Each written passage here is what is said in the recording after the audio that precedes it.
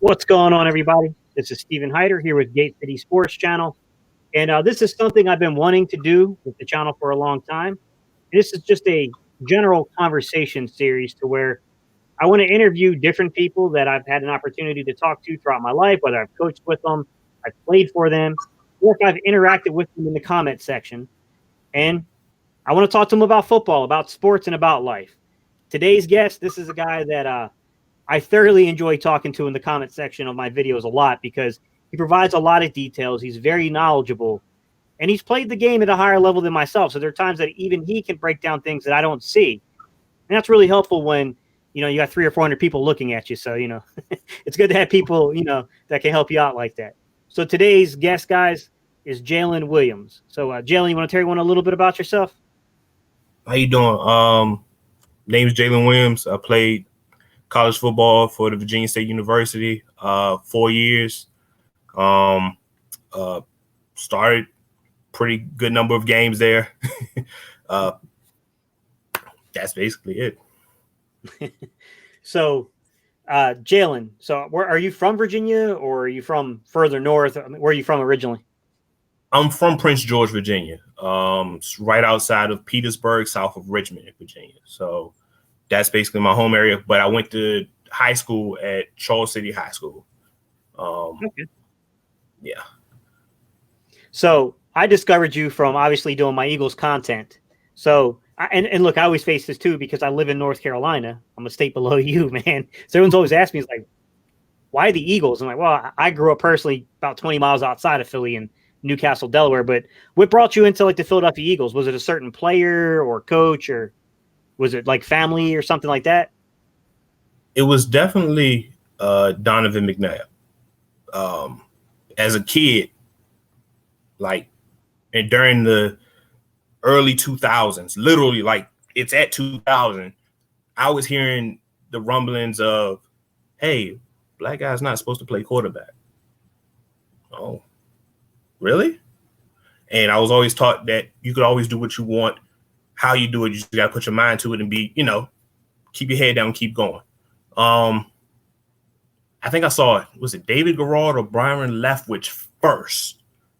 Mm-hmm. Then I saw Donovan McNabb like a few days later, and he was playing so much higher than those two. I was like, oh, this guy's real. And I had seen him once before, and I was like, I hadn't declared a team yet, and I was like, yeah, I want him to do really good. And that grew from him to the Eagles to me getting deeper involved in like, oh man, they're really part of my life now. They're me, So you're taking me back a little bit too, because I remember, David Garrard, and I remember Byron Leftwich because they were at ECTC. ECTC, guys, is ECU. We call it ECTC because a lot of the teachers, they go their master's program from ECU. So it's called East Carolina Teachers College as a joke, but it's a very popular party school, pretty close to Greenville, North Carolina, but it had a really good football program. I mean, Chris Johnson came out of there. It's a little bit in disarray now, but I mean, that's interesting you bring that up about McNabb and his influence on the black community as being a star quarterback who, I mean, a lot of people forget because he never really won the Super Bowl. And I think that's always the gripe he's had here in Philadelphia. But I mean, this dude is accomplished. 5 NFC championship games, a Super Bowl. Now, he's not the reason I became an Eagles fan. I grew up during the Cunningham era. But he is certainly, I can tell you, he was the first jersey I took my own money with and bought because I was a fan.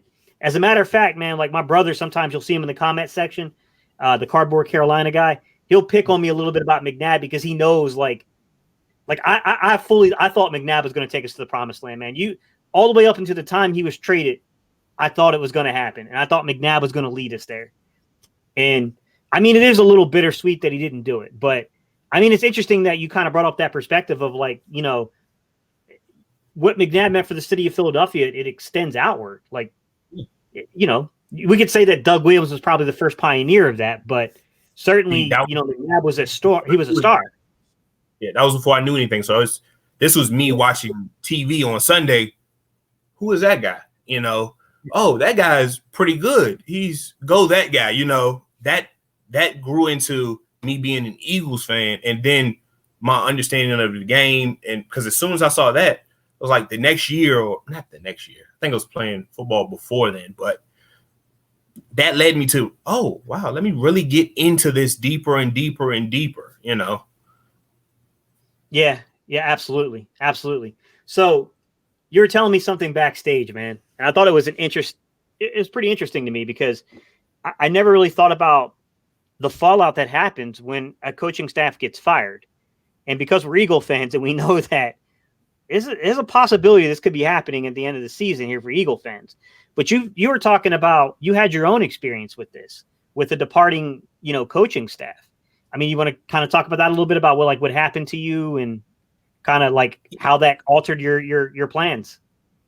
So in college, like my sophomore year, we had just come off winning the CIAA championship, and I think we made it to the second round of the playoffs, second or third round of the playoff, the D2 playoffs, and that's where, oh, we really are good. We really bought into the system, and after that, it was some murmurs of our coach might be taking a job at another university that's D1 and this, that, and the third, and blah, blah, blah, blah, blah.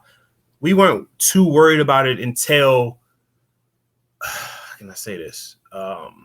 We weren't too worried about it until it got midway to close to coming back from winter break.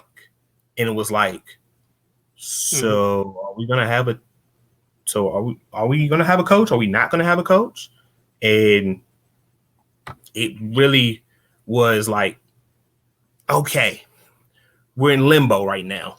And we finally hired a new coach, get the new staff in place, and it's a different system. It's, hey, instead of the center hiking the ball when, how can I say this? Instead of the center hiking the ball when someone jumps off sides, they tell us to jump off sides now for the free 5 yards.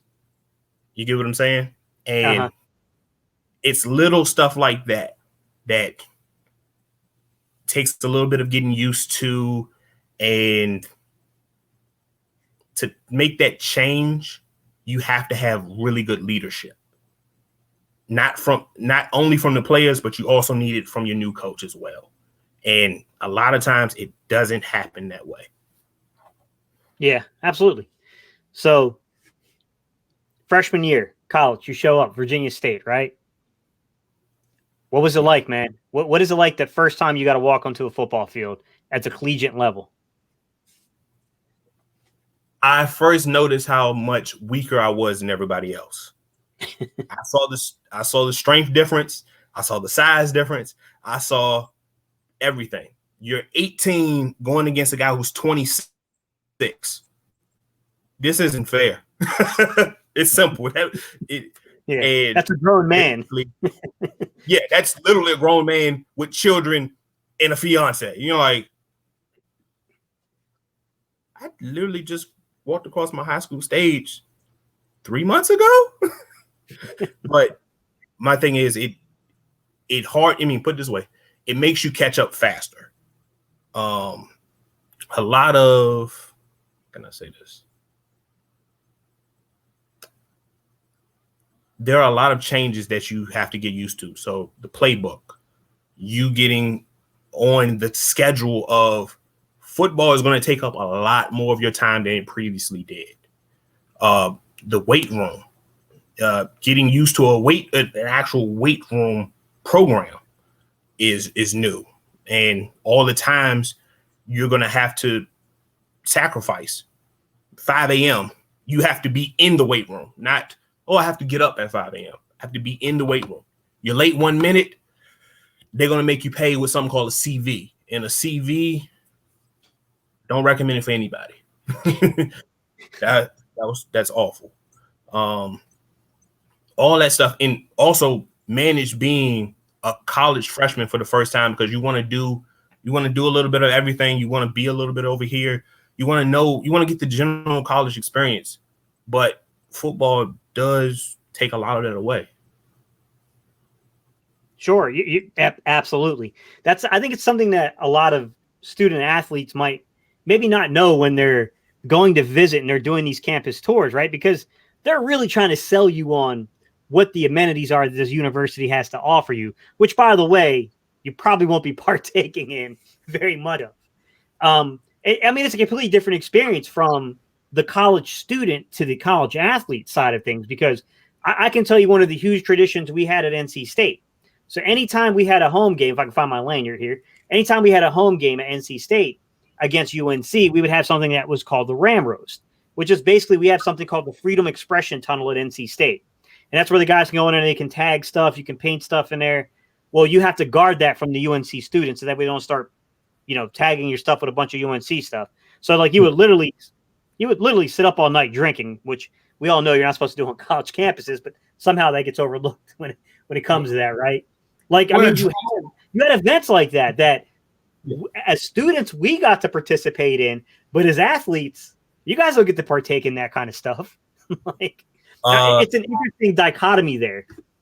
Now, I will say it like this: homecoming is the one thing people were like, "Oh man, I'm so excited for homecoming, but I don't get to do anything." Oh crap! Like I have to prepare for a game. All the stuff that's going on. Well, I'm gonna say it like this: HBCU homecoming is different than a lot of other schools' homecomings. I'm telling you. Yeah. Yep. Trust my word for it. If you ever get a chance to go to one, go to one. You'll enjoy it. I'm out here in Greensboro, and we have A&T out this way, NCA&T, which is obviously very well known for the civil rights movement with the Greensboro Four. But what it's probably not known for, and it should be known for, because it's a really fun thing to see, and it's a really interesting time out here, is when they have something called GHO, which is the greatest homecoming on earth. And that's it's a different experience than most people are used to. Yeah.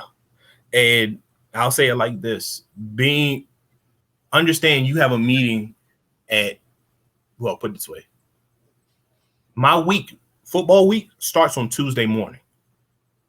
Either I have a workout or depending on who's your coach and how they want to set it up, either you have a workout before your 7 a.m. meeting, and it's cut into two groups: offense, defense, or bigs and littles, whatever they want to do. And you're up, you're working 7 a.m. You got to be in that meeting, and then you have to go to class 8 o'clock, 9 o'clock, 10 o'clock. Normally stuff doesn't start until noon, 1, 2, and by that time you're either still in class or you're preparing to go to the stadium to practice for your meetings. And please do not be late during homecoming.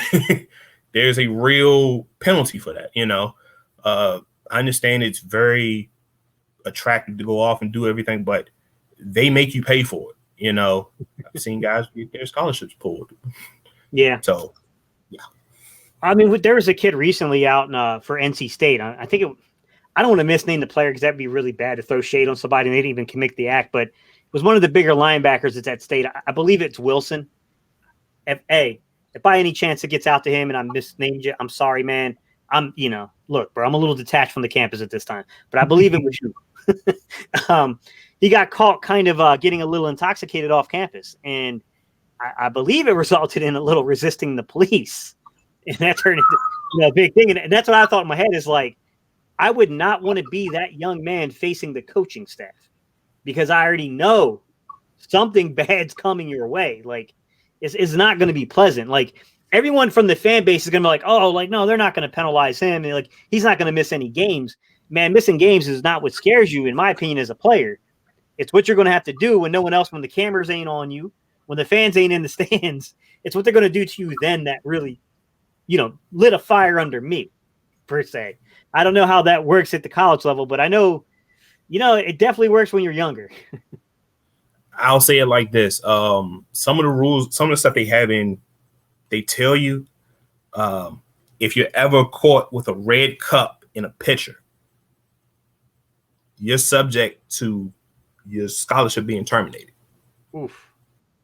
So you see how thin of a line some of the stuff is. Like, oh, whoa, I got to be mindful of this. Don't have art, domestic disputes and stuff like that, because that's automatic. No.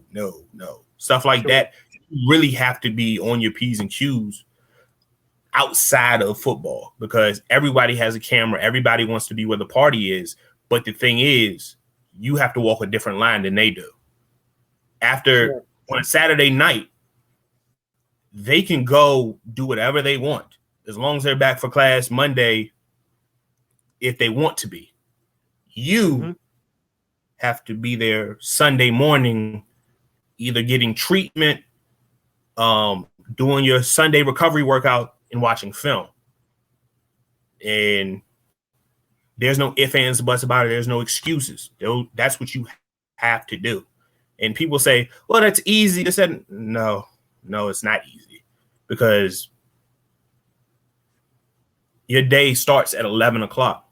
I know some guys who don't go to sleep. Just normal college students don't go to sleep till 4:35, 6 next morning. You're telling me they're going to get up at 11 to go to that meeting?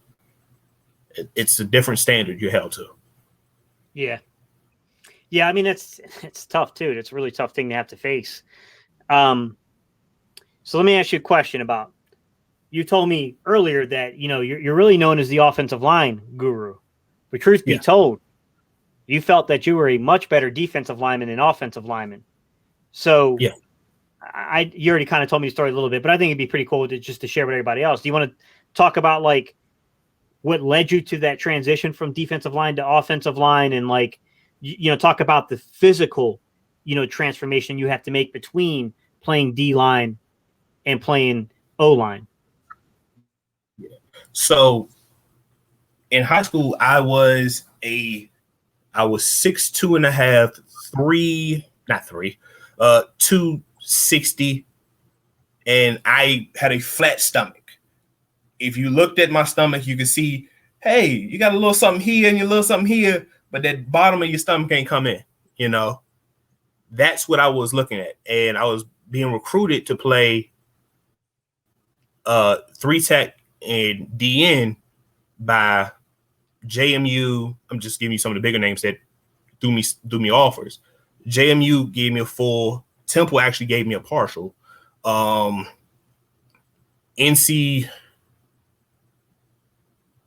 State actually gave me something, but that was a partial as well. And I had a few other scholarships around that were full. University of Richmond gave me a partial as well. I played at a really small school, so they thought they could get me on the cheap. But I did get a fair amount of full offers as well. So, and a lot of those schools I was projected to be a DND tackle, but I was recruited both ways. So some schools wanted me for that DND tackle. Other schools said, yeah, we might be able to use you at offensive tackle. I was like, no, thank you. But so once I got into, I think it was like a month before, I ended up visiting. I ended up taking a few classes before the actual school year started, to get engineering 101 out the way. Basically, my coach came up to me and said, hey, if we need you to play on the offensive line, and that's the fastest way you can get on the field, would you do it? Yeah. And in that moment, I sealed my fate as an offensive lineman. So, and the reason why it happened was we had an All-American center who was coming off of a meniscus surgery just a few weeks ago. The projected guard slid to the center, and there was a hole, and there was going to be a battle, and you need depth and all this other stuff. Said, you're smart enough to pick up the playbook. Hey, here you go. Okay. So my first day there, after the conditioning test, I said, wait a minute, am I supposed to? I thought I was splitting both times. No, you're just in offensive line meetings. Oh, okay. So that led to me learning the offense as my every day, as a matter of fact, a coach put the spark in me to like offensive line. Coach Malone, he broke I'm saying like this. He's probably one of the smartest coaches I've ever met. If you know anything about JMU from the early 2010s, his running game was unbeat at JMU. It's a certain play he has that averages 15 yards a play. And when I tell you it's effective, it's effective. And his understanding of his mind, his attention to detail made me love the game of football. I mean, well, game of football, but the offensive line side of football. You get what I'm saying? Yep. But I still can block myself today. Yeah, I mean, I think I remember who you're talking about. I mean, he was there from like, I think he coached there for a long time, didn't he, Malone? Because he was like there like, I'm gonna say, well, yeah, I guess judging from your age, like, yeah, I guess it would have been around that time, but it was like, still was like in the late 2000, like early 2000s, like 2008, 2009, right? I think he was there as like I don't remember if it was an assistant coach or I can't remember when he would have gotten promoted, but I knew you were referring to. He was the offensive line coach, then oversaw the run game coordinator. I think he said he oversaw it for about 6 to 8 years, just strictly the run game. That was all him. And JMU had like the top running game 6 out of 8 years, something like that. A top 5 running game 6 out of 8 years. But the thing is, he was one of the coaches that tried to recruit me to JMU, gave him my offer and everything like that. They ended up cutting like half of the staff there, and they ended up at Virginia State. And lo and behold, that's how I got there. Because I was part of the JMU recruiting class, and I was about to sign a week before National Signing Day. It actually took my offer away from me. So, and for some of you guys kind of following along with us, so basically what we're talking about when we talk about Coach Malone is think Jeff Stoutland, guys. The way Jeff Stoutland is the running game coordinator. So we're talking about this man's role in designing the running plays, things like that, like the way that he contributed to the scheme basically there. And basically what Jaelen's alluding to is that there was one play in particular that he ran at the collegiate level, which I'm not familiar with, guys. I don't know JMU's playbook like that, but basically it was a very successful play that probably got copied quite a bit following his success with it. It's rap. Sorry, you don't know what that is. You see that outside zone play that Kelsey always makes that amazing block on? That's it. That's it right there. He recruited a certain type of offensive line. He had everything down to a detail, who you're supposed to hit, when they do this. If you get this look, guess what?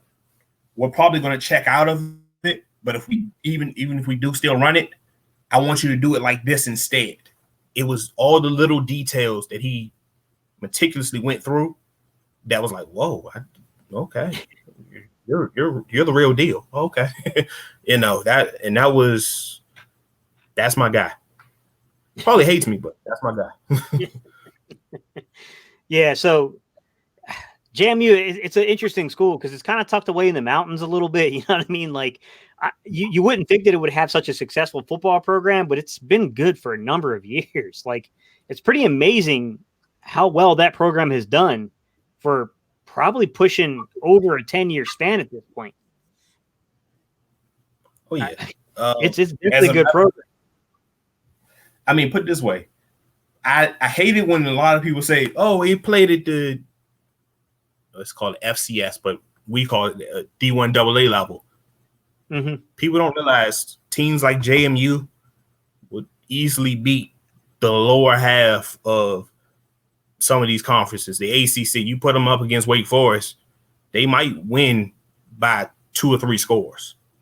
You know, and it's maybe not because of the athlete, but because of the coaching, the whole thing. That's a program. A lot of schools like Wake Forest and stuff, they're like, well, we'll get some guys, we'll fire a guy, and it is what it is. They just bring in money for us. When we're good, we're good. That's it. But, yeah. So I'm going to lead you into a little conversation about HBCU schools because I think there's a lot of misconception about HBCU schools, and I don't think that they get the credit they deserve at times when it comes to certain metrics that should be measuring whether or not a school is successful with its students. One of the things I'd like to point up is when they look at economic impact of graduates and what they do to the community after they leave the school, man, there's some heavy hitters coming out of the HBCU schools that are doing pretty well with that. When they look at employment numbers and things like that, I didn't know much about this until I became a teacher. It was when I was teaching, and I had some friends at the school I was teaching at, and they came from Winston-Salem State, which of course is an HBCU school. A couple of them played on the football team, so they coached with me. We coached baseball together. We coached everything together, pretty much. So I got to know them, over time, and they're like telling me all this stuff about HBCU schools, and I'm like I'm fact checking them. I'm like looking into it, like, no, that can't be right. Is that for real? And I'm like looking it up, and I'm like, holy crap! Like, how does the average person not know this? Like, 50% of your black doctors and engineers and teachers, HBCU graduates. I mean, yeah, it really has an impact on the black community, And put it this way, I'm not trying to give you the sales pitch. Mm-hmm. But it's a different experience. I was fully prepared to go to JMU.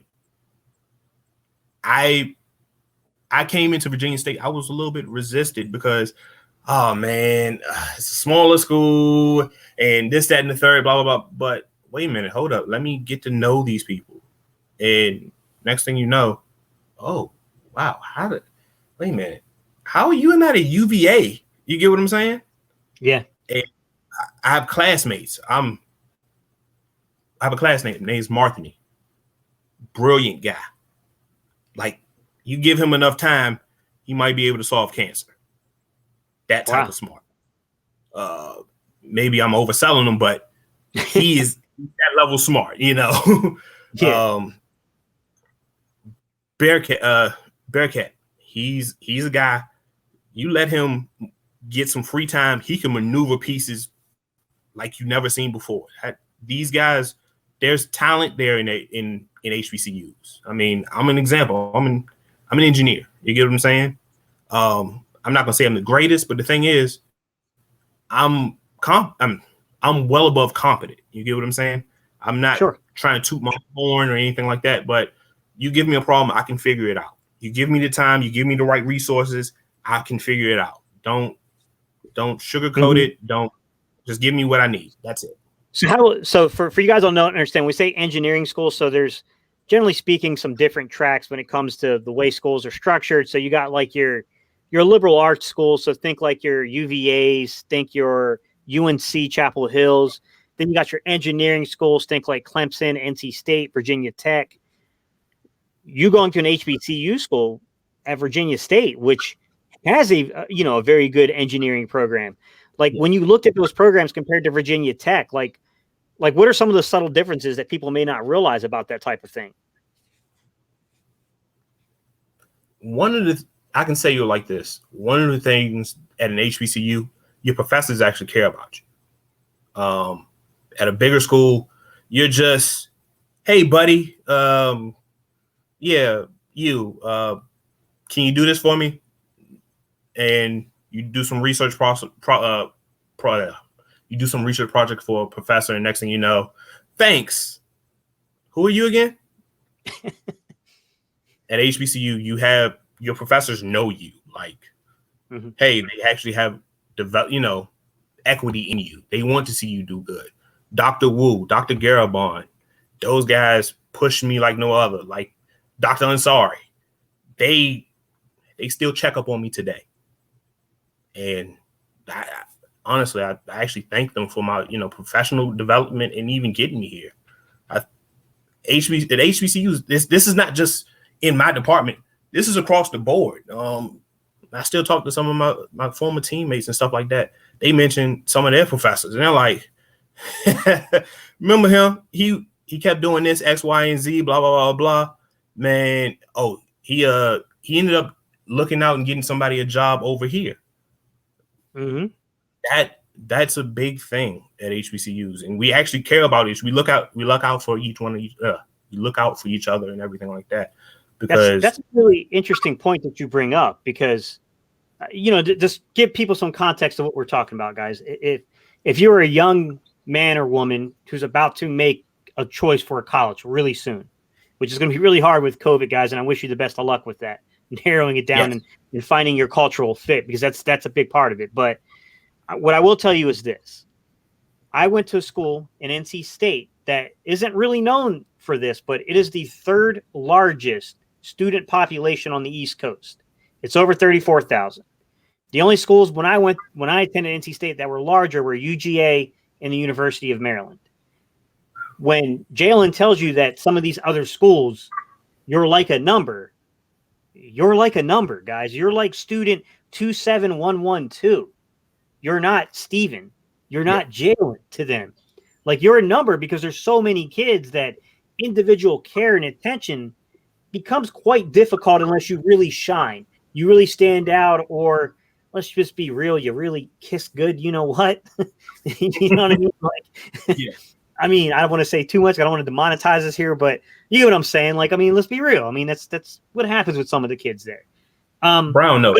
True. Smaller schools give you more individual, inattentive care, to where a lot of what's important about a school that you choose is their network. It's how deep their network is, because that's what's going to help employ you. That's what's going to help you make connections of your own. Yeah. And if it doesn't have good connections, if you're really just a number, it's tough, man. I mean, it's really tough out there. And you can, like, I left NC State, guys. I mean, I love NC State. I love everything about NC State. I eventually left and went to UNCG because it's a smaller school with more attentive, care towards the students. Like that. And like, I end up having like, my department head passed away. I'm not even kidding about this, guys. My department head passed away. My advisor passed away. And one of my favorite professors that was at the school left and went to Maryland. So it was kind of like, why am I still here? But yeah, I mean, you start to become a number at those type of universities. It is true. And look, I love everything about NC State, man. I'm an NC State guy. But, if I was judging it from the quality of education, I would have made a different choice, to be quite honest. And I'll tell you like this. I talked to some of, how can I say this? I talked to some of my coworkers. Mm-hmm. They say I failed this class because no one was talking to me. I've literally seen my professors and other professors come out say, hey, we need to talk after class. What you just gave me the other day, that's not acceptable. I hope you have more in you than that.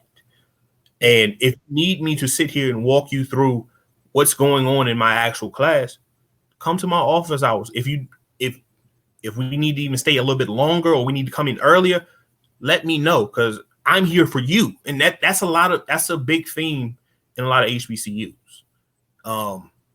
And I'll say it like this, it makes you a lot more well-rounded, because as opposed to trying to earn a grade in the class, the teachers there, they want to make sure you understand the content, because you understanding that content, you never know when it's going to come up and apply, mm-hmm. And that's actually really big.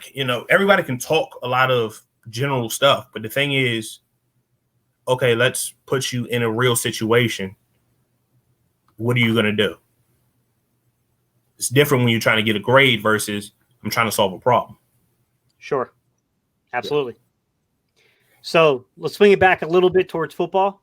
And you told me, you're just outside of Richmond. I know of one very famous player who played at NC State, who played in Richmond, a guy that many of the people listening to this show might recognize this name, a guy by the name of Russell Wilson. Oh, yeah. So was there any kind of like legends going, like, how people have stories about guys that played before them, and you know what I mean? Like, was there any of that stuff circulating around the area about him? About Russell Wilson? No. Yeah. I'll tell you the truth. No. Was he a bit of an unheralded athlete? I'll say it like this. Don't get me wrong. It depends on what you're talking. There are a lot of athletes that come out of Virginia, but mm-hmm. the ones that get real notoriety, that's the word, come from the 757. Matter of fact, you guys don't know, that's Southeast Virginia, guys. Yeah. Josh Sweat EJ Manuel, Tyrod Taylor, The Vicks. I know. Oh, Vicks, Percy Harvin. It's so many. It's so many of them. You're I like, think Bruce Smith was out of there too. Was he from 7-5? I think he was from Virginia Beach. Oh, so yeah.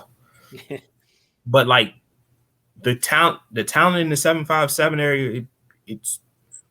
I'll say it like this: this pocket in 757 and 804, I'm telling you, they can compete with Georgia as a hot, a great pipeline.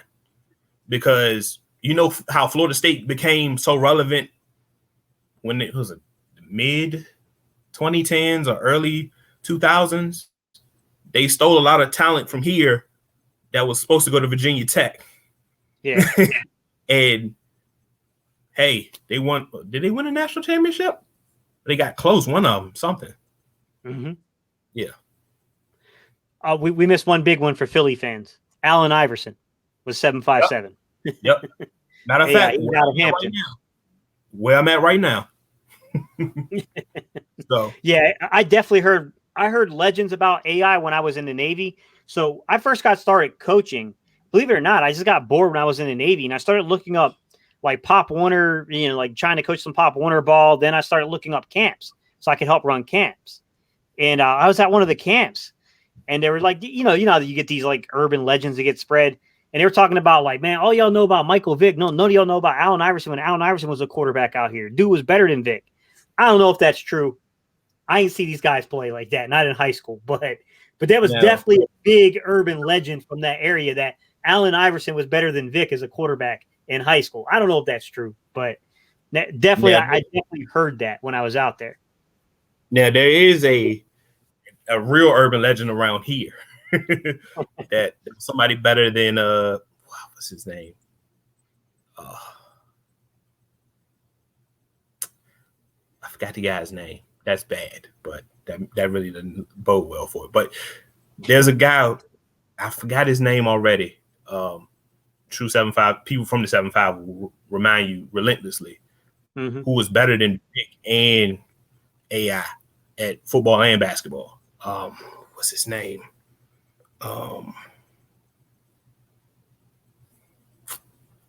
Wasn't Hardaway from that area? Was it Hardaway that was from that area? I don't know. Kind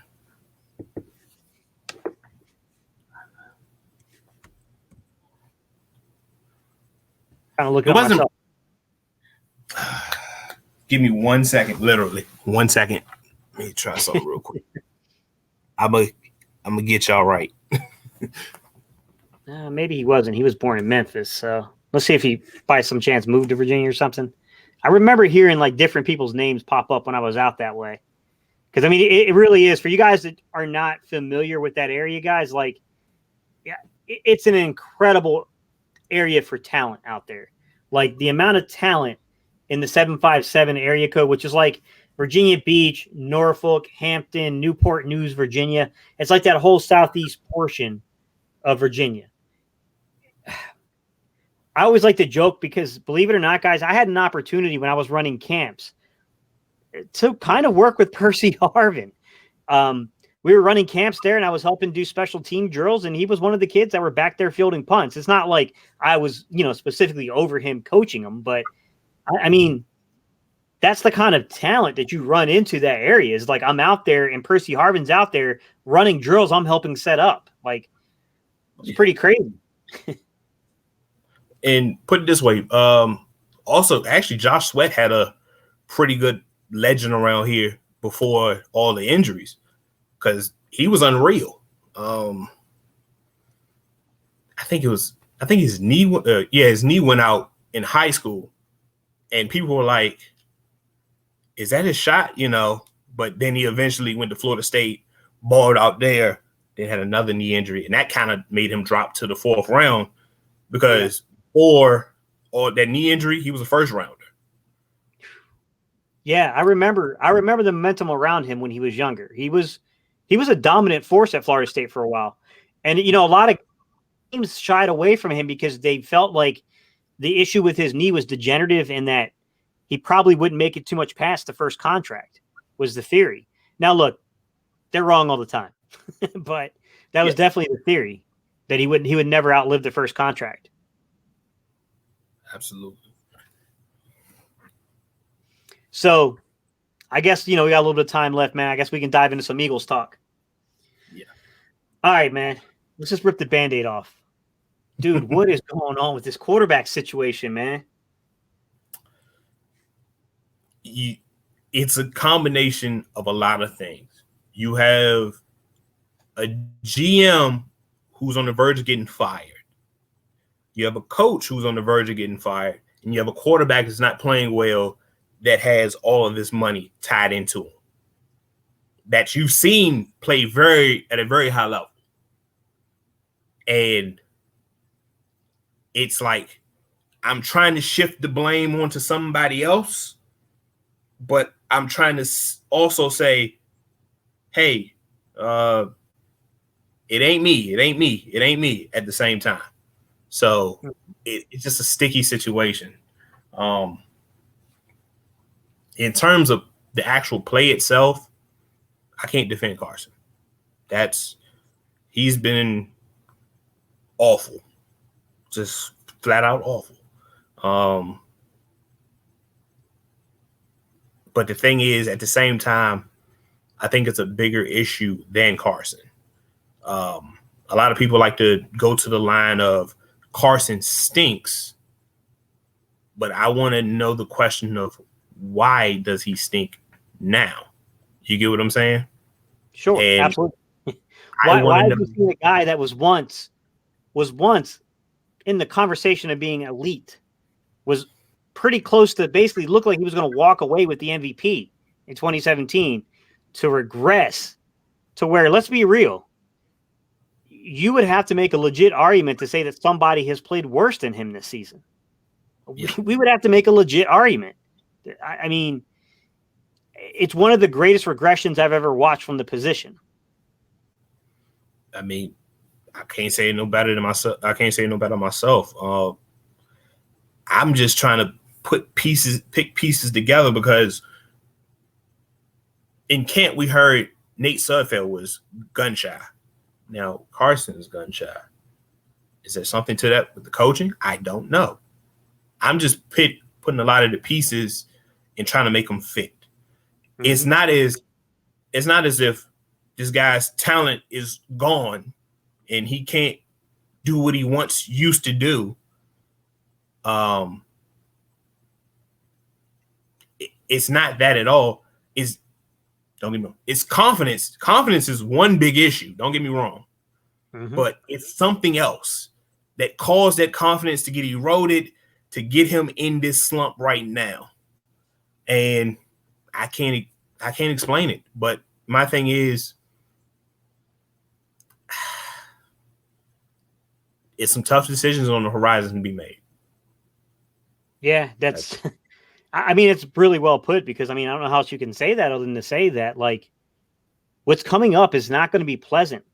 And like everyone, like, everyone kind of, when you start making these videos, everyone puts you into a category like, oh, you're either a Wentz guy or you're not a Wentz guy, or like, dude, no one, like, come on, man. It's not the way reality works. Like, no, I believe in Wentz's talent, but I've made plenty of videos where I'm like, hey, man, like, his mechanics are off. Like, this is something that is a common trend. We see guys between like year 4 and year 6. A lot of these quarterbacks start to have this weird issue around the end of the contract year, but they pull out of it. He didn't. Yeah. He didn't pull out of these mechanical issues.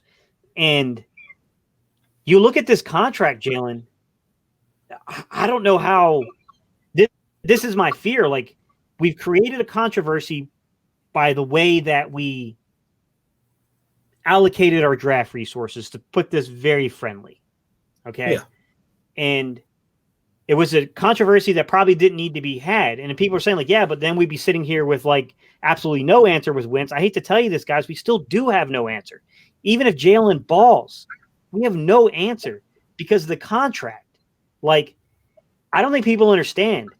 Let me just read you something from his contract, everybody. And you know what? Let me pull it up on the screen for everyone so everybody can see it. And you'll see why I'm saying this is a big deal. Like, this is not some small potatoes issue going on right now. Like, this can alter this organization for the next 5 years in a very negative way. And I'm going to pull up from Spot Track. It gives you a contract breakdown, okay? I want you guys to look at this 2022 salary and roster bonus fully guaranteed on the third league day of 2022. Look at the note above that. $15 million of 2022 salary fully guarantees on the third league day of 2021.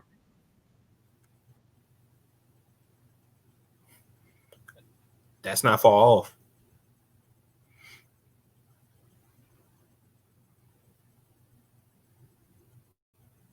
Kate, Steve, you froze up on me. Or am I frozen?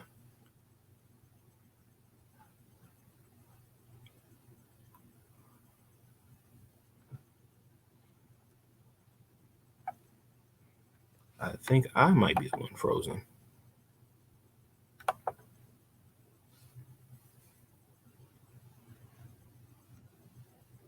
My own computer kicked me off, bro. Technical difficulties that can be edited out. Yeah. So, no, what I was saying is if you look at, I don't know how much it allowed me to go before it just basically shut down on me. But I mean, if you look at the contract, you got 15 million, like the rookie contract expires after this season. And then you start getting into that extension we gave Carson Wentz. Yeah. So if he's here on this roster by the third day of the league year in 2021, meaning this offseason, guys, $15 million of his 2022 salary becomes guaranteed. If he's here past that date, the full salary becomes guaranteed in 2022. So, I mean, the implications of the cap number are more than what people are making it seem. And I don't know what you do because, like, I think, like, look, Jaelen, I think you have to play Hurts at this point. Like, yeah. I think you have to see what you have in Jalen Hurts. And I don't see, like, here's my thing. I don't know how you can judge what's going on between Howie Roseman, Doug Peterson, and Carson Wentz without seeing Jalen Hurts in this system operating. So that way you can get more definitive, feedback for what is happening. You want to know what else that complicates that situation? Go ahead. Howie Roseman counted on coming to Carson Wentz for a restructure to get us out this hole. Yeah, that's a good point. So I didn't even think about that, Jim. You're talking about, hey, I'm going to have to lengthen his guaranteed money over the years, or I'm going to have to cut bait with the guy. That's tough, man, because, and this is what I was telling people. I said, if Jalen comes out there and Jalen Hurts, and look, no one can predict. I mean, I have my doubts how good he'll be. Yeah. Not that I don't think he could ever produce and be a very good quarterback in the league. I'm just talking about as a rookie without rookie mini camps, without a mini camp, without a preseason. Like, it's going to be tough, man. Yeah. With that said, if he comes out there and he does the unthinkable and he looks like a legit starter and like a guy you can build around, there's like, you can't keep Carson on this roster at the salary he's going to be making as a backup. That's not going to work. He's going to be your starter come 2021. No. But as you just alluded to, it's even more complicated because you have to ask him to renegotiate his contract if he's here too. So why would he give him free money? Yeah, like I don't know. I don't know how we come out of this. This is such a complicated situation. And this is like what I was trying to get people to understand. Like, I don't hate Jalen Hurts. I like the kid's talent. But it was a mistake to do what we did in the draft. Yeah. And it's really a mistake now. Look, at the time we made the contract was a smart deal at the time we made it. Yeah. But the minute the player doesn't look like he's the player you thought he was, now it looks really bad. Yeah. And I don't know. Like, I watched the film on him, and the things I see from Carson Wentz are fixable. Like, these are not like damning things that can't be fixed. Footwork, that's fixable. looking and understanding your progressions correctly. It's fixable. All that stuff is completely fixable. Whether or not we expected Carson to be this bad and have these many problems to fix, all of it is fixable. Now, but the problem being is the people. Do we have the guys in the room to fix Carson? That's the question right there. Now, my thing is, it's different if he was developing those things and we'd never seen him do it. You get what I'm saying? But you got to cut bait. Yeah, like you just eat the money and deal with the ramifications. But you've seen him do that. I mean, and I'll say it like this: everyone keeps saying the Colts, but they never bring up the Colts salary cap situation on who they're going to have to pay. They're going to have to pay Quentin Nelson pretty soon. Yeah, they're going to have to pay Leonard pretty soon. Though that's big money that's coming out of that cap. That's probably going to be freed up when Phillip Rivers retires, but that's big amounts that's going to be eaten up. So, do you really think they're going to take on that salary? But the not place salary, but the one place I do think is a real possibility, San Francisco. Jimmy Garoppolo's contract, if they cut him next year, they only have $2 million in dead cap. They trade him somewhere, slide Jimmy G's contract out, put Carson Wentz's contract in. He's only guaranteed 1 year after you bring him in. What they got to lose? Not much. Not much, honestly. I mean, that was my fear too, is that the three teams that immediately popped off my head were Indianapolis, San Francisco, and New England. Those are the three teams that clearly need quarterback play. Now, maybe New England's going to bank on Cam Newton. I still think there's something there with Cam Newton, but I also think that he's probably crossed over his best days at this point.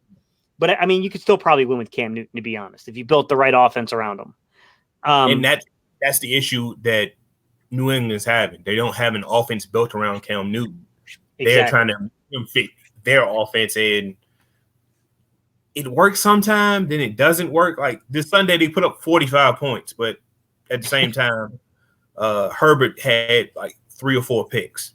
So well, see, and that's the thing is, like, I look at Indianapolis and I'm thinking in my head, like, okay, if I don't have a say in this, like, I have a preference, but look, I'm an Eagles fan at the end of the day. If they go with Jalen Hurts is my guy. That's who I'm rooting for. That's who I'm backing. But I'm wondering, could you go to Carson in that situation, knowing that you're going to hand the reins over to Jalen Hurts? Like, hey, man, we really hate this didn't work out.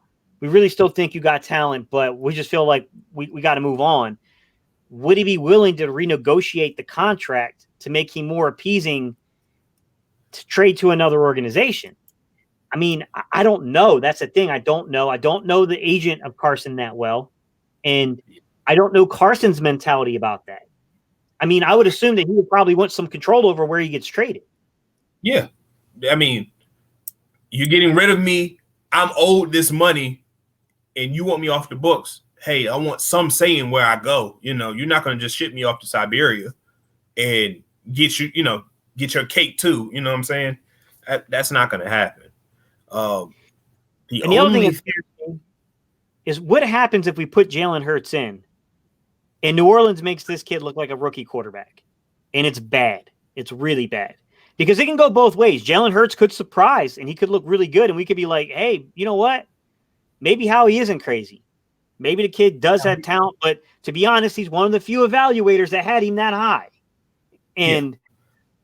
But he could be right. I mean, even Howie gets lucky on a pick or two. but I'll say it like this. I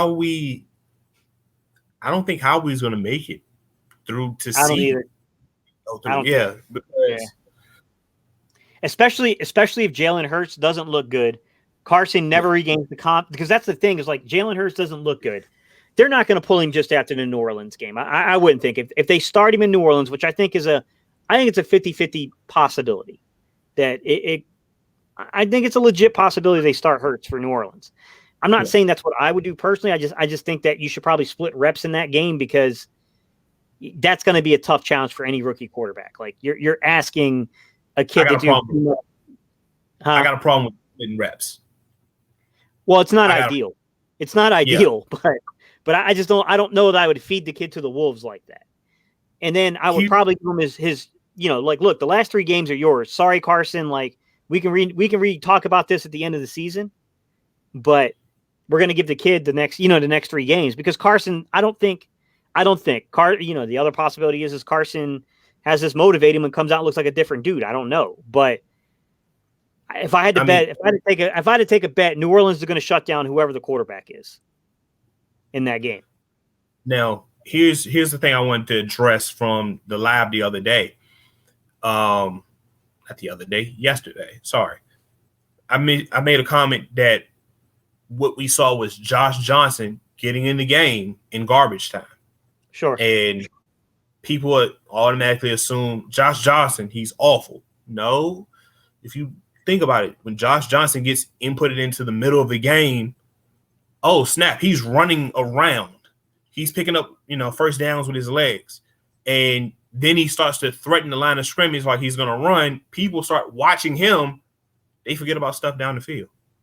And boop, touchdown. Oh, yeah. Maybe he's good. Next game comes out, he starts. That team probably has 60 yards of total offense going into the fourth quarter. You get what I'm saying? Sure. I'm not saying that's Jalen Hurts, that side. But what we saw was, hey, Carson was struggling with the rush because he's not as mobile. Jalen Hurts uses his legs, picks up a few first downs. Some people start looking at him to make sure he doesn't leak out the pocket. Next thing you know, he beats you deep. But when you have to prepare for that, it's a different story. You get what I'm saying? Yeah, exactly. When you can game plan a quarterback spy, when you can do some things to take away that element of the game, it can really change things a little bit. And then also the other thing I would add in is, and that was the biggest thing I noticed between those 2 quarterbacks, is when we talked about this backstage, when you go through body recomposition, meaning you make an executive decision with your body that you're either going to thin out, lean out, or you're going to gain. You're going to add some strength and some muscle. Yeah. There's always there's always something you have to give up to do that. So for Carson, he adds the muscle to the frame, right? So now he's able to absorb more impact, more hits. The trade-off, though, is you lose a little athleticism there. So now, not only are you bigger in mass to grab onto and pull down as a defender, but you're also not quite as nimble anymore. And I thought that, and I'm never saying, I don't think Carson was ever quite as good as Jaelen in terms of the elusiveness and like just the pure athleticism. I think Jalen's a little different cat than him when it comes to that. But Carson certainly looks a little less athletic this season than he has in past seasons. Like, and I do think that that's playing a role in like why we're seeing so much struggle going on, because he can't really elude the rush to get outside the pocket often enough to create an improvised offense, which, that was one thing I noticed from Jaelen is that I don't think he played particularly well at all. I mean, dude only completed like 40% of his passes, but what he did do was escape. He escaped the pocket and gave the receivers time to win downfield and got a couple of nice plays off of that. I mean, look, that 4th down touchdown pass to Greg Ward Jr., look, I'm a Carson guy, but I'm going to tell you right now, that was a heck of a play. Yeah. It was a heck of a play. I'm not going to take that away from the kid. I think he had a 3rd down conversion play too, if I'm not mistaken. I'm really excited to go watch the film on the kid because I really want to break down his fundamentals. I want to break down his footwork. I want to actually see what the kid did. And you just can't tell that from like the game, the angles they're giving you while you're watching the game live. Like it's meant to be entertaining, not necessarily to be educational. Yes, absolutely. Now, one of the things I want to ask you about because we talked about this, is playing quarterback, throwing the ball like a jump shot. So if you gain muscle, it throws. I talked to I have a few guys, few of my cousins, they're basketball players. They gain muscle. They say they don't want to lift weights very heavy because it throws off their shot. Like, why is that? But they got me thinking, would it be something about Carson's throwing as well? Because maybe he's a little bit more stiff as opposed to, okay, let me be more fluid, bam. And I don't know the mechanics behind quarterbacks. That's not my thing. That's Jaelen, I don't know if it changes. See, that's a tough question. So I don't know if it changes the mechanics per se, but it might change the release time. That would be my gut instinct here, that the more mass you have to move, it's going to change how quick your release is on the football. And, I'd have to really pay attention to him and really get the right angle and slow it down to see. But, if you're coming from that ball carriage, right, and you're coming up from it, if you're taking that arm back, I mean, if you start seeing that arm goes away from that 45 and starts going way back, then that's going to change the timing of the pass, because you need more mustard because of the mass you've put on to get the ball out. Now, I'm not saying that's what's going on. I'm saying that it's something that, you probably should be looked into to see that. I mean, I think it's definitely affected his mobility as an athlete.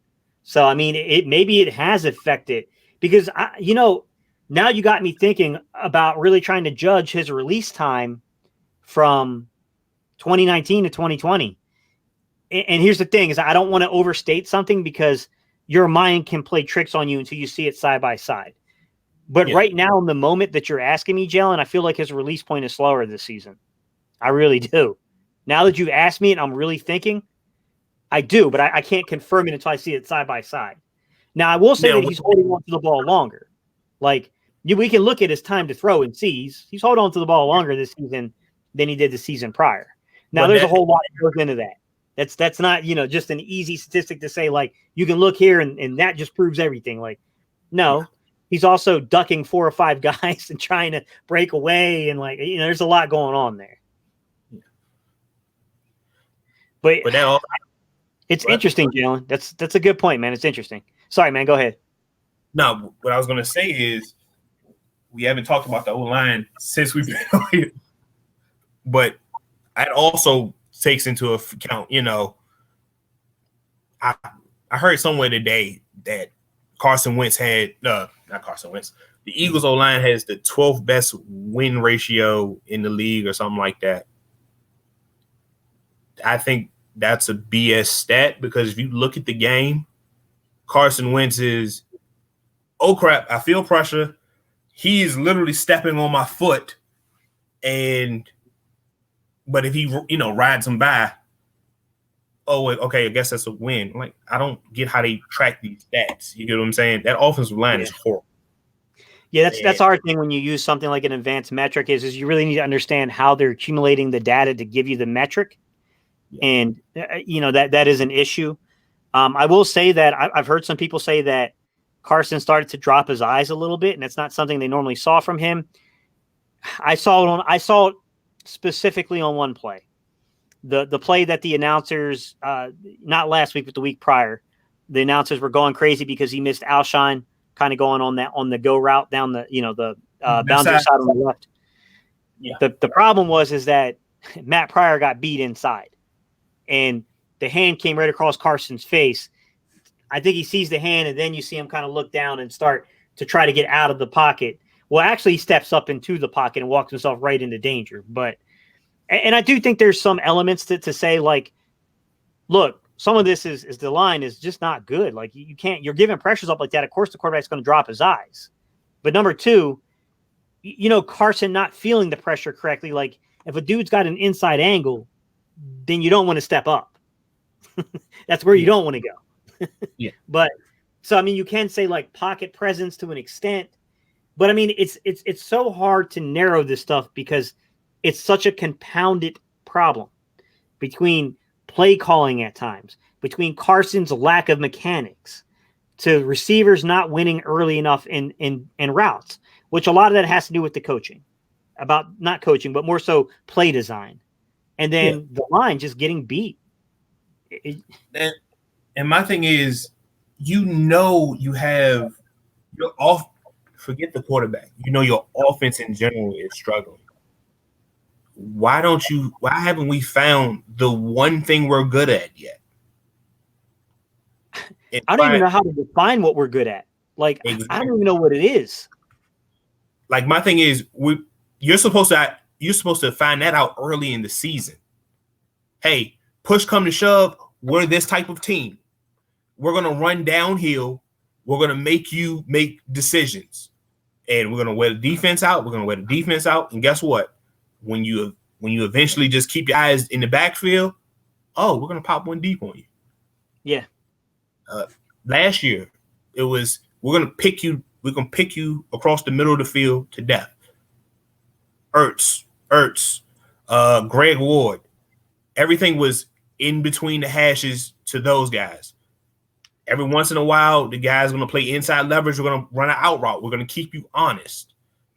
But eventually that gets old and people sit on it, and now you have to come up with a counter, and we don't have a counter. Yeah, I mean, it's kind of troubling, to be quite honest about that aspect of it. But what bothers me is that we should have 5 to 7 plays that we just execute better than anyone. It doesn't matter if you know it's coming or not. You still got to defend us, and we're pretty good at running these plays. Yeah. I don't think we have that. I couldn't name you 5 to 7 plays that we dominate teams with. If we dominated teams with 5 to 7 plays, we wouldn't be having 4 or 5 offensive series in a row where we can't move the ball. Exactly. Because you put it this way, when things get tough, you go back to what do you know the best? Simple. Matter of fact, what's the movie? Tropic Thunder. Remember they had to play the play they kept running. We're gonna make you run the play until you throw up. Yeah. There has to be something like that in your offense. Push come to shove, I know we're gonna run this. We're gonna at least get 4 yards. We get 4 yards 3 times, that's a first down. That's some type of movement. Yeah. Yeah, and I just want everyone to know this because, obviously this isn't being done live, guys, but when we post this, just so you know, both Jaelen and I both felt like you had to bench Carson on Sunday. Yeah. Like, I'm a big Carson guy. You're a big Carson guy, but it's not that he did anything wrong. It's that the offense was just anemic. We weren't getting anywhere. Yeah. At some point, like, something's got to happen here. And I was in agreement. I felt like you had to do it. I still don't think that it's Carson. Like you said, I think Carson is one aspect of the problem, but I think the problems permeate much further than just quarterback play. I think that's a very small problem within the bigger problem. Yeah, he's a symptom. Your face is turned green. How do we fix your face from not being green? But no, the real problem is in your liver or your kidney or whatever. And that's the reason why you're green. And that's the thinking I want some fans to take in this. You get what I'm saying? Carson's the big face we all see, but there are deeper issues that are here that you can honestly say dated back to last year or 2018. You get what I'm saying? Exactly. Yeah. That stuff has to be addressed. It's bad, man. I mean, I've never seen anything like this before, man. Like, he doesn't look like he has confidence right now. Earlier in the year, I didn't feel like he didn't see the field. I felt like he saw the field perfectly fine. He was just taking unnecessary risk. Yeah. But now I don't think he's seeing the field well. I don't think he has confidence. I think his mechanics are just complete crap right this second. And, I got to imagine that guys are probably a little tired of what's happening out there. And it's not fair to Carson per se, but, people are human beings. Like, anyone that can come in and get a first down is probably going to look like a hero at this point. Now, I watched Jalen Hurts' press conference after the game. If that's if there's any, you know how somebody, how can I say this? You know how someone answers a certain question and it's like, oh, you got a little resentment there. Yeah. I heard a little bit of it and I was like okay. Yeah. I don't think he wanted to play here. Feel that anyway in the locker room now. Yeah. And that's the one thing that scared me. I heard Fletch say he's behind Wentz. I heard BG say he's behind Wentz, but you can only hide so many holes with makeup, you know. Yeah, but that's the thing is like I heard his comments too, and it seemed like he was. I don't want to say like he didn't want to play for Philly per se. Like I don't want to overstate something, but I felt like he was dissatisfied with being drafted here. I think he wanted to go somewhere where he would be the man. Are you talking about when he got drafted here, or are you talking about the press conference from yesterday? The press conference from yesterday. I think it was one of the reporters asking point blank about like what it was like to be drafted to an organization that had established quarterback. And like, I mean, I'll be honest with you, man, his answer was a little wishy-washy on that. Like, it was kind of like, I don't know how to explain it. It was like he said like basically along the lines of like, like it's just another obstacle that I got to overcome basically. Like, you know what I mean? Like, it just sounded like a guy that nothing against the city, nothing, but like, this is not where he thought or wanted to be initially. See, I didn't take it that way. I took it, hey, y'all saw what was going on earlier in the season. Why didn't I get my chance? That's what I kind of. Yeah, I could see that. Yeah. The saying he said, "So what? Now what?" That's a saying. That's a good saying. I think he's going to. Now, this might sound like I'm bashing Carson, but this sounds like he wants the job. He wants to take the job. He thinks the job should be his. That's what I took from that. And look, I can't discredit the kid for having that mentality because I can tell you, if you don't have that mentality, then why are you in the room? Exactly. Yeah. And my thing is, it's just like, hey, I hope that whatever happens in the future, the Eagles make the right decision. If it's Hurts, make the right decision. If it's Wentz, make the right decision. If it's neither, make the right decision. I just hope they do. That's it as an Eagles fan. Yeah, it's hard to predict how it's going to play out at this point. I mean, my gut instinct, like if you were to ask me like what I felt at this moment they were going to do, and this has nothing to do with what I think the better decision is, but I think they're probably going to play Hurts. I think they're going to play Hurts on Sunday. Oh, I think they are going to too, but I'm saying I think they should because I think they should because of the way things happened the last game. Yeah, you got my only fear is, like I said, my only fear about it is like it's really hard to ask for a rookie to go play New Orleans. And like, don't get me wrong, I'm warming up to the idea and I'm coming around to it. But my fear is if he really plays bad against New Orleans, and then he turns around and he plays bad against Arizona, are we in that weird predicament now where we got to ask Carson to come back in? Honestly, the best way to do it, honestly, have Hurts start against the Saints. If he looks bad, looks like a rookie quarterback, you pull him the next game. You can say, well, that was only to see if we can get a spark, but Carson's we're going to finish the season with Carson and then make your decision. But if Carson's bad against Arizona, you pull him again, you put Hurts in there, and you make it a end of the season discussion of what's going to happen. So you're saying basically you'd go game by game on it. Not game by game, but whoever you stick with for the last 2 games of the season, that's basically who you're telling the NFL, the media, the fan base, we're hoping to stick with this guy.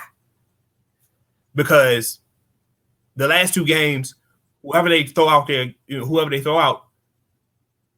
they're not going to get respect per se about Yeah. the win, loss, performance, anything. Carson goes out there and carves up Dallas.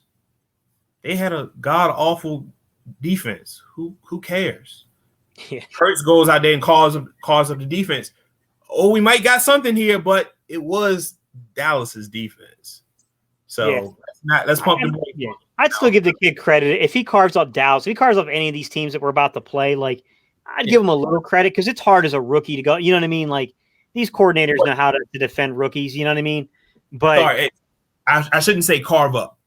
If he finds a way to win or make it competitive looking, it doesn't have to be pretty. It doesn't have to be efficient. It just has to look competitive on Jalen Hurts' end. Yeah, I just don't see how the Eagles win in this situation. Yeah. As the front office, how do you win in this situation? What's the best case scenario? What is the best case scenario? I mean, I know a lot of people are like, oh, the best case scenario is Jalen Hurts becomes like the future starter. Okay. Think about the contract for a second, guys.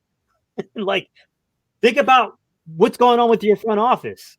Like, I don't know that there's a win in this. Like, there isn't. If Jaelen doesn't play well, Carson doesn't play well. If Jaelen plays well, but it's like you can't win in this situation. Like, I at this point, I almost feel like is there always I don't know that Carson's ever going to trust the coaching staff in the front office. So like if you decide if you decide Carson because of the contract has to be your guy, I mean, what's the likelihood Carson looks Lori in the eyes and says, if I'm the guy, Howie and Doug's got to go. They cross the bridge. And my thing is, I have a different beef with Doug because on one hand, we didn't let you pick your staff. The other, look what you did with your staff that you wanted to keep. You get what I'm saying? Yeah. And we've also seen your offense, forget this year, the middle stretch of 2019, before the Dolphins game, the play calling was awful. Like, besides one play where they put Boston Scott on, where they got a matchup, they like with Boston Scott on the linebacker and got a pass interference. That whole middle of the season stretch was awful play calling. And Carson trying to be hero Carson with nothing around him. And guess what? It went from that to, I want to say, the fourth game of the season, I said, all right, Carson is just going to have a very bad slump. If you put that middle section of the season together with that, I wouldn't know the difference. If it was at 2019 Carson or 2020 Carson. You get what I'm saying? The only reason why 2020 Carson looks so bad is because of the interceptions. Yeah. Yeah. It's such a bad situation because, like, oh my God, just looking at the money that's coming from this stuff, man. Like, for you guys that might be following along with us and what we're talking about and why you might think that we're saying it's a lose-lose, no matter how this comes out. If it was just as simple as like Carson was a veteran quarterback on like a standard quarterback contract, then I mean, of course you want Jalen Hurts, the young guy, to prove himself to be worthwhile of the selection you had and all that, of course. But the bottom line is $15 million of his contract becomes fully guaranteed on the third league calendar year. So I'm just going to tell you guys how this stuff works. All right.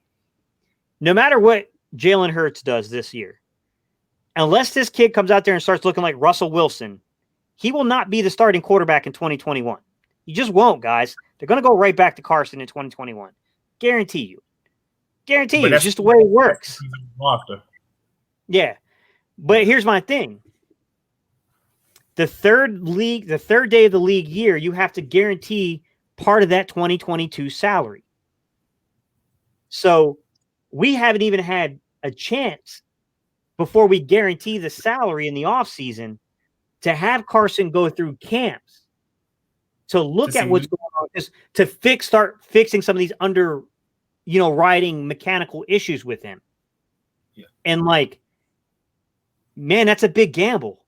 Like, this is a huge freaking gamble. Like, it's not just we're stuck with 2021, guys. Like, I didn't realize the escalations of the contract until recently. But we get hit in 2022, too, because of this. And by the way, Carson stays here for 2021. If we fail to release and eat the money or to trade him before the third day of the 2022 league calendar year, the entire contract, including the roster bonuses, are guaranteed for 2022. That's what we're up against, guys. That's how crazy this situation is. Like, I don't know what you do. Like, people thought I was crazy when I said, if in your heart of hearts, you believe it's Jalen Hurts, it doesn't matter what Gate City thinks. If in your heart of hearts, if you think it's Jalen Hurts, you got to eat the money and move this kid. You've got to trade him. You got to eat that little bit of salary. Yeah, you're going to take a hit. Yeah, dude, our team is going to be straight trash in 2021 because, I mean, we're going to be looking for the bargain basement players to fill this roster out. But the bottom line is, would it rather sink you for 3 to 5 years or sink you for 7 years? You know what I mean? Like, now, dude, it's bad. Here's another element of complexity. General manager and coach might be gone. So a new staff might come in and we want to see what we have. Or we don't want to see any of Carson Wentz getting rid of him. You get what I'm saying? Yeah. Those are two possibilities. You also, if you hire a new GM, that GM has to deal with $60 million in negative salary. How you gonna get rid of that? Yeah. Thanks, Howie, for what you passed on to me. Thank you. Yeah. So Fletcher Cox gone. BG gone. Who else is making some money? Some of those offensive linemen may be gone. Brandon Brooks, Lane Johnson. Yeah. And they might just try and start to build with their own team if it's not Carson. You get what I'm saying? And if you roll with Jalen Hurts and Jalen Hurts is the guy, he's gonna, by the time you get out of Howie's mess, he's gonna be up for a new contract. Exactly. That rookie contract's going to be expiring. And by the way, I think he's only on a 4-year contract, right? He's not on the 5th year because he's not a first-round pick. Second-round pick, 4 years. Oh, my gosh. Like, the complexity of the situation, I think, doesn't permeate certain people. Like, I don't think certain people understand, like, why it's hard to just move on from Carson. Because what's your best outcome? You got to hang on. Let me just take a look at this number real quick, guys. You got a $34.6 million backup. That's not going to happen. They're going to play him. They're going to play him if he's on the team. Oh yeah. Now, look, if you could say like, yeah, the money's guaranteed in 2022. I mean, look, man, I think at some point you got to make the decision on Carson. Either he's your dude, and you got to find a way of fixing him first. He's got to be fixed, guys. I'm not going to lie to you. I'm a Carson guy. I believe in Carson's talent. There's a lot of fixing to do here if you keep him. He's got to get fixed. His mechanics are bad. They're just bad. Yeah. The fundamentals of playing the position are not there right now. I've never seen anything like this before, guys. I'm going to be honest with you. With that said, I don't know what you do, man. I don't know what the right move is here. I don't, because of the money. Like, and think about this. All those offensive linemen that you have, they're at least 31. Yeah. You gave them 4 and 5 year contracts. So how much of their money is guaranteed? Because I know Lane Johnson is the second highest paid right tackle now. Yeah. Well, see, that's the thing is it's not like I think the media likes to portray this as like it's Hurts versus Wentz. No, it's Hurts versus Wentz with Lane, with Brandon Brooks, with Fletcher Cox, with Brandon Graham. I mean, like, you know how many guys are going to get axed if we have to depart with this contract? Like, and put it this way, you have nobody to replace them. You're gonna give Exactly. you can give Josh Sweat and we didn't even think about Derek Barnett. Exactly. You're gonna have to give him an extension. Dallas Goedert. Yeah. So what you gonna do? I mean, what are you going to do? It's a total lose situation. And I'll say it like this. I think you have to, that's why I'm saying you have to get rid of the coaching staff and the GM. I did not expect us to be in this bad of a situation. I knew it was going to be bad, Jaelen. I didn't think it was going to be this bad. I'm about to piss some people off right now. There's a reason why I was saying I don't want DeAndre Hopkins. I don't want Devontae Adams. Not Devontae Adams. You know what I'm talking about. No, Adams. Safety. Jamal Adams, sorry. Jamal. The reason why I didn't want those guys. Hey, D-Hop got a contract extension once he got traded, didn't he? Yeah. So we 60 mil over right now. We'll have to pay a guy who just got here that we gave up assets for another 20 million. That's 80 million in the hole. Okay. Yeah. Do the same thing with Adams, Jamal Adams. He's going to be wanting around 20. Dude, Miles Sanders is going into his third year. That's who I forgot. Yeah. Like those guys, the implication is if you're not a first round pick, you always want to negotiate the year before your contract expires. So for Dallas Goedert, for Miles Sanders, for a lot of these guys, like their contracts are coming up. Like you got to negotiate them, and like it's what you have to give up to make certain choices, and that's why a lot of us were really angry at this pick. And put it this way, I wanted in the draft, I want to see CD Lamb because I went from CD isn't that good to wait, hold up, that's a little bit special there. But if we can get him on a cheap one, first round pick contract, that's a wide receiver for 5 years, and that's money we have to shift down the road. And we can even get rid of Alshon's $20 million there. Mm-hmm.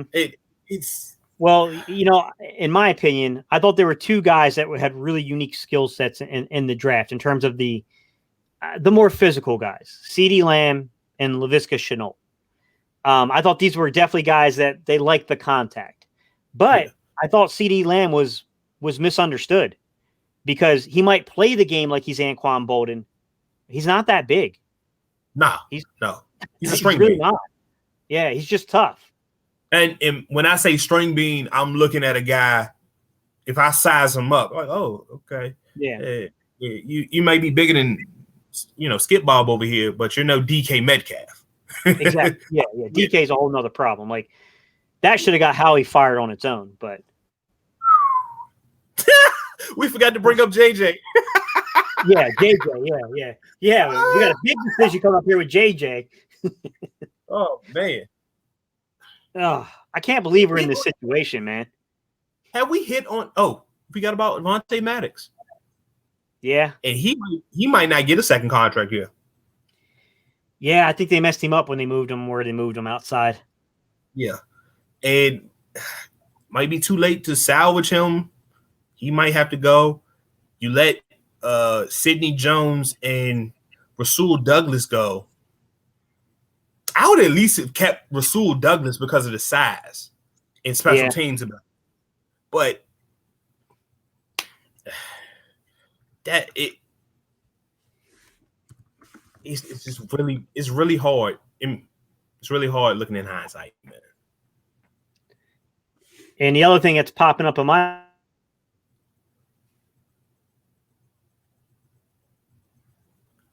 Steve, you popped out again.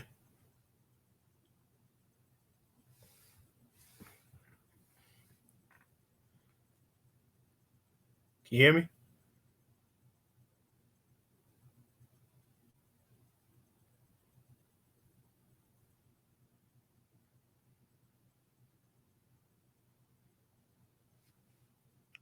Had to pop back in. Bruh. On camera trying to shut me down, bro. No, the other thing I was starting to look up, but I'm gonna pause on that because like it doesn't like to do that. But I was looking up like what is a compensatory status for players you cut? I don't know if that works the same way as a free agent. So now we might have to cut all these players and there's no you don't get a compensatory pick for them. Exactly. Like, and what's scary is to me, Fletcher Cox. You might have to sell him for a 4th-round pick. Yeah, to get something. If you don't, what are you going to get? Remember Jarrell Casey played for the Titans? Titans, yeah. He got traded for a 5th-round pick with $20 million on this deal.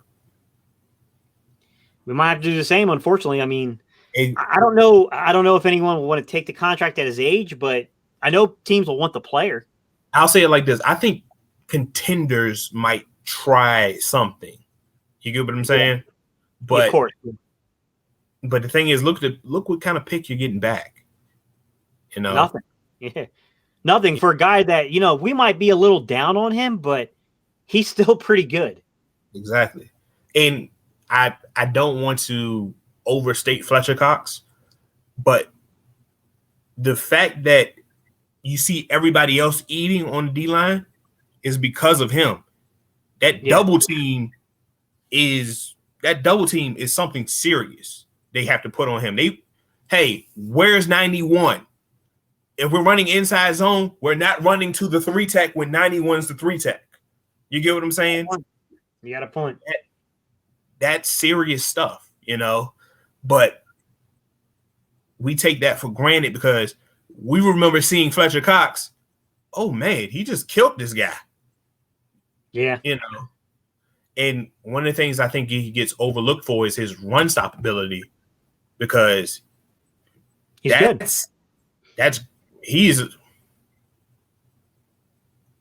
I want to say he's top 5 in his run stop ability right now. We're down on the guy. Yeah. When he's trying to impact a game, like when you're coming up 3rd and short, that crap. They're going to get a push from Fletcher on us. Exactly. There's no doubt about it. And as a matter of fact, I say this about Dallas fans as well when they talk about DeMarcus Lawrence. And they say he's not getting many sacks. DeMarcus Lawrence is really a run-stopping end. He's the best run-stopping DN in the game. People talk about sacks. Sacks are icing on the cake to me, fam. I say the same thing about Fletcher Cox. It's an eye-catching stat. Yeah. If he can push the pocket and let the other guys eat, I'm fine with it. They served his job. He's earning his paycheck. Hey, I'm happy with him. But I'm not going to say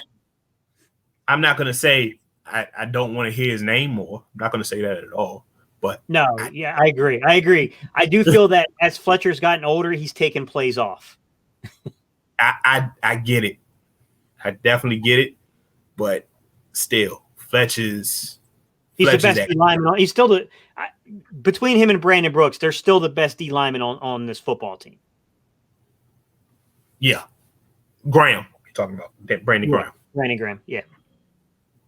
And that's another situation because this year we were going to cut him. Now he's playing well. Yeah, exactly. And he do $17 million. Like $17 million. Yeah. Yeah, his number is $17 million, man. His cap number. I thought it was like 14.5. Now, hang on, I'll pull it up. Let me. Oh man. If it doesn't kick me off again, just give me a second. I'll come back in. All good. But let me see. $17 million, you might not be able to get off that contract. Well, no, I mean, I think his dead money is not quite as high. Like, I think you'll get away with it on the dead money part of it, but his actual base, like his salary is really high. I'm gonna pull it up. Because he was one of the people I named when I did that video at the in the offseason about changes coming in 2021. I didn't see this many changes coming, but I definitely knew things were on the horizon. Ooh. My Lotta needed a new contract soon too. Next year is last year of his deal. Yeah, see, it's going to be out of the control, man. And I'm gonna go to over the cap. Go ahead, do what you do.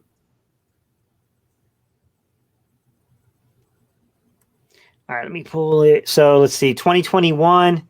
Yeah, his cap number is 17.928. 18 million.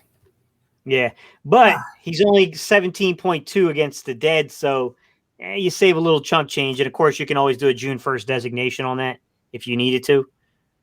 But I mean, I don't know. Maybe you can get him to restructure it. I mean, you really want to see him back. I would love to see him back, but if you restructure a guy, you're just pushing money down the road. Exactly. And my thing is, we're talking about restructuring a guy who's coming off the best season of his career. Yeah. Yeah, and he's also 32 or so, something like that, right? 32, 33-ish. So, I mean, it's forgive him. It's a bit hard to come off of that, you know, come off your best years. Well, your best year as an Eagle, and they're talking about, hey, can we get some of that money back? I'm like, and that's another thing we didn't talk about. If we do bring in a new GM, what is their philosophy? Their philosophy changes a lot. You get what I'm saying? Yes, sir. If hey, we're just cleaning house with everybody. That's one thing. If they're saying, hey, we're going to hold on to some guys, we're going to try and retool you. If we don't retool you, hey, we might just go ahead and start trading off assets a year or two later. You know, it depends on who you bring in. That's what I was saying earlier. That's why I was saying, like, it's not like these decisions aren't as easy as people like to make them out to seem. Like, man, one decision right now can alter this franchise for many years. Like, many years. And it already happened just by the draft. Started it in motion. Oh, yeah. I'm going to tell you another franchise who did the same thing. Well, not the exact same, but Houston. By trading D-Hop, you signed your quarterback to $40 million. You got rid of his best weapon. Now you're trying to pick, scrounge up a bunch of pieces, and now you don't have any draft picks. Yeah. This is they're like 4-8 or something like that.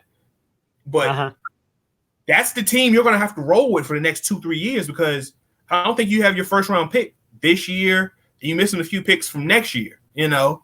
That's going to be rough. I mean, it's so bad. Like, I mean, we could be in such a bad situation depending on the decisions we make that, I mean, you could legitimately have like Thorsten and like Lilletta level guys coming in here as your backup. Like, I mean, to be honest, that is a very, very likely scenario. Like, you can have that level of backup on this team because of the decision you make. Yeah. Because it will set off a series of events. And like, that's the thing, like it's really hard to judge this. Because like I said, man, like, I wish it was just about talent and talent alone, but it's not. It's not. I wish that was all that was to be considered, but it's just not. Put it this way. People want the easy answer, but it ain't always the right answer. You get what I'm saying? Yeah. All we did tonight was give no answer and complicate things. Yeah. Well, pull some of the, pull back some of the curtain so you can see a little bit of everything else that's going on back here. Because, oh man, it's a mess, All right, man. I appreciate you coming on, Jaelen. I'd like to have you back on again. I always enjoy talking to you, man. I enjoyed hearing some of your stories from college and stuff like that. Like, man, I'm glad that like starting this new like kind of series off that, you were one of the first people I could get to come on and do this, because I genuinely enjoy talking to you, man. Like, you're full of knowledge. Yeah. You're full of knowledge. You like, every time I talk to you, I feel like I learned something. Like, likewise, when we talk, in the comment sections, we're going back and forth. Like, Oh, that's a good point. Yeah, you're right. And I always leave you this long explanation. It's like, dang, I get to type and it's like, dang, I ain't meaning for it to be that long, But it's good we actually had this conversation, talking it out. Yeah. Yeah, because like I said, I don't know what the right move is, man. Like, I just don't, because like anything that you do alters the organization so crazy like that. You can do something you're not even intending to do by just one tiny decision. And like, it's crazy. Like I right now, I would not want to be Howie Roseman. No, I don't want to be that dude right now. Why? He's about to get fired and get a new job. Yeah, probably. You're probably right. You're probably right. That's my hunch, is that behind the scenes, Lori's probably talking to people about Howie. Yeah. And I'll tell you like this, Louis Riddick ain't doing him any favors. No, I noticed that one too. Yeah, he's not. No. Fogel. Yeah. That's another unique contract situation. We could go on for more days about this, but yeah. I can't believe the situation we put ourselves in, man, but we're in the situation. So we'll have to come back on and talk about when some of this stuff starts to go into motion and we can see a little bit that's going on. Yeah. Talk about some of the candidates that might be out there, some of the philosophies and the schemes. And like I said, I don't know what we could be facing a new quarterback, a new head coach, and a new general manager. All those things are on the table. Yeah. I pray we find the next Lynch, but I doubt it seriously. Yeah, it's hard. That's a hard position to fill. It really is. Because John Lynch turned that team into a real competitive team with an identity that, oh crap, I know the way we play, we're going to lose this game. Regardless if we're more talented than them or not, we're going to lose this game. Yeah. But I hope we find that. But hey, it's a long shot. I agree, man. Yeah. All right, Peyton man. Sorry, go ahead. Oh, I was saying Peyton Manning. Yeah, hey. That's the closest thing I can think of. Yeah. All right, sir. I appreciate your time, man. This was an interesting conversation. And man, I really appreciate you, because I said an hour and we almost went 2. So all with me. I mean, it was an easy conversation, Yeah. All good. Appreciate you bringing me on, man. I honestly feel honored, man. Thank you. Thank you. Once again, man, appreciate you. Everybody tuning in, man. Hey, y'all, don't be stingy with us. Give us that thumbs up, man. Leave us some comments in there. We'll both kind of hang around the comment section here and there. You can probably catch either one of us here and there when we get a little time to answer you back a little bit. But all right, y'all. I'm about to jump out of here because my wife's going to kill me because it's going on 10 o'clock almost. Oh, man. All right, peace out, guys. All right, y'all. Peace.